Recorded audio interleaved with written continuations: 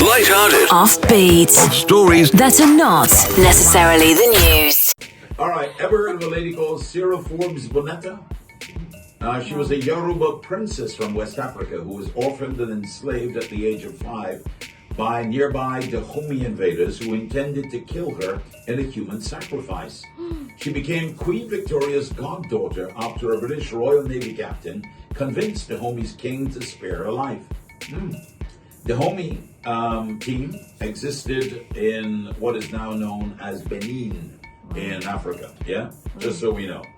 Yeah, I picked that up on the line, so I didn't know it. Myself before. What a sound smart, yeah.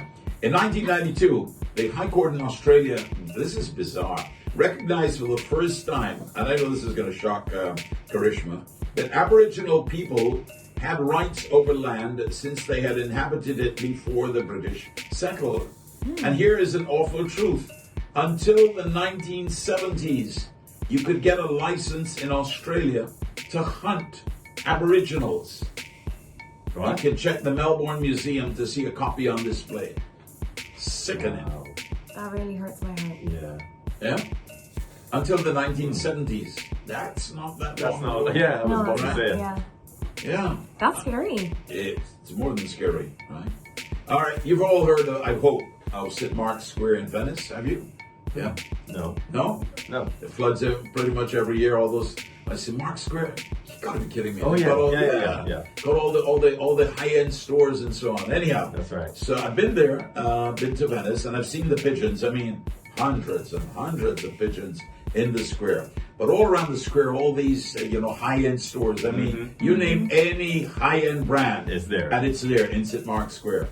Well, apparently Coca-Cola used the pigeons to make an ad using pigeon feed. In the late 1960s, Coke spread a huge amount of birdseed in St. Mark's Square in Venice in the shape of their logo. It was immediately covered and later consumed by over 100 pigeons who clearly spelt the Coca-Cola logo. That is so cool. Isn't it? That is That's ingenious. nice. Yep. Yeah. I wonder who came up with that. Who was the That's creative guy that came up with that? That is genius. Go to the top of the class, man, Whew, I'm inspired. and have a Coke. Yeah. All right. And apparently, when they first offered the idea to the Coca-Cola executives, they thought it was one for the birds. Yeah. And then. Did you know that George Washington, you know who he is, right? Of course, he got Washington House here. He actually went to Barbados. Barbados is the only country George Washington visited outside of the United States. That's correct. Yeah, imagine if he'd stayed here, man. He wouldn't have been president. Anyhow, his first donkey, he was a donkey breeder, a mule breeder, sorry. However, his first donkey had a low libido. After much study, George Washington, smart guy that he was, discovered that to get the donkey excited, he needed to see female donkeys and not a horse. So he ensured that the donkey always had a clear view of female donkeys. And so the rest is history. He became, active. Oh. Yeah. I mean, that makes sense. Yeah. Right. No horsing around, boy. Hee-haw. Ever heard of Judy the dog on board the HMS Grasshopper? Now, why would you name a military vessel The Grasshopper? That's funny. I wouldn't want to sail on the HMS Grasshopper. A grasshopper. Apparently, this dog, though, Judy, could hear enemy aircraft coming in. So the ship apparently was sunk, however, in spite of her hearing. But she found fresh water for the crew on a deserted island and survived a croc attack and was eventually registered by the Japanese as a prisoner of war. Judy the dog. Judy the dog, man. Wow. A bit serious though. Boy, throw the dog a bone, I think man. the fresh water is pretty cool though. Pretty cool, Yeah. though, Man's man. best friend, boy. Yeah. Boy, yeah.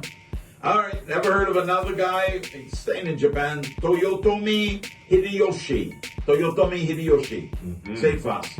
Toyota. No, Hideyoshi. not Toyota. Toyotomi Hideyoshi. Well, he apparently was a military leader in Japan who unified Japan and became the de facto leader of Japan. Did you know that, Karishma? I had no clue. You never heard of Toyotomi? No. No? Hideyoshi, though. You heard of Hideyoshi. know. But apparently, because his father was from the Ashigaru tribe, a peasant grouping, and therefore he was employed, his father was, by the samurai as a foot soldier, right? So he was not a samurai. So apparently, even though this guy was the de facto leader of the country, he was never granted the title of shogun because he had no traceable samurai lineage. However, he was given instead the title of taiko, which apparently is basically higher than shogun. Wow. So there. Okay. There you go. Yeah.